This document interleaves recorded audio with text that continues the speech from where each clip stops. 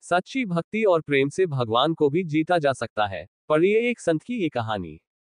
पढ़िए एक संत और सेठ की कहानी, जिसमें संत का भगवान पर इतना अटूट विश्वास है कि वो प्रसाद में जहरीला भोजन खाने से भी परहेज नहीं करता। इसके बाद भगवान जो करते हैं उसे देखकर सभी हैरान रह जाते हैं। एक सेठ जी बड़े कंजूस थे। एक दिन उन्होंने दुकान पर बेटे को बैठा दिया और बोले कि बिना पैसे लिए किसी को कुछ मत देना, मैं अभी आया। अकस्मात एक संत आए जो अलग अलग जगह से एक समय की भोजन सामग्री लेते थे। लड़के से कहा, बेटा जरा नमक दे दो। लड़के ने संत को डिब्बा खोलकर एक चम्मच नमक दिया। सेठ जी आए तो देखा कि डिब्बा खुला पड़ा था। सेठ जी ने कहा कि क्या बेचा? बेटा बोला, एक संत जो तालाब पर रहते हैं, उनको एक चम्मच नमक दिया था। सेठ का माथा ठनका। वो बोले, अरे मूर्ख, इसमें तो जहरीला पदार्थ है। अब सेठ जी भागकर संत के पास गए।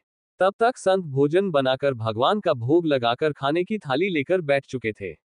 सेठ जी दूर से ही बोले, महाराज रुकिए, आप जो नमक लाए थे, नमक नहीं था बल्कि जहरीला पदार्थ था। कृपा करके आप ये भोजन न करें। संत जी बोले, भाई हम तो प्रसाद लेंगे ही, क्योंकि भोग लगा दिया है। भोग लगाकर भोजन छोड़ नहीं सकते। अगर भोग नहीं लगता तो भोजन बेशक छोड़ देते। ये कहकर संत ने भोजन को प्रसाद समझकर खाना शुरू कर दिया।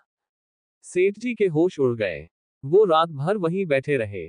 सेठ को रह रहकर ये चिंता सता रही थी कि अगर संत को कुछ हो गया तो बड़ी बदनामी होगी। रात में अगर तबीयत बिगड़ी तो कम से कम वैद्य को दिखा देंगे। सोचते सोचते उसे नींद आ गई। सुबह रोज की तरह संत जल्दी उठ गए और नदी में स्नान करने लगे। सेठ जी ने कहा, महाराज तबीयत तो ठीक है। संत बोले, भगवान की कृपा है। इसके बाद वे पूजा के लिए मंदिर चले गए। जैसे ही संत ने मंदिर का द्वार खोला तो देखा कि भगवान के श्री विग्रह के दो भाग हो गए हैं और शरीर काला पड़ गया है। ये देखते ही सेठ को सब समझ आ गया कि भक्त के अटल विश्वास को देखकर भगवान ने भोजन का जहर भोग के रूप में स्वयं ग्रहण कर लिया और भक्त को प्रसाद ग्रहण कराया।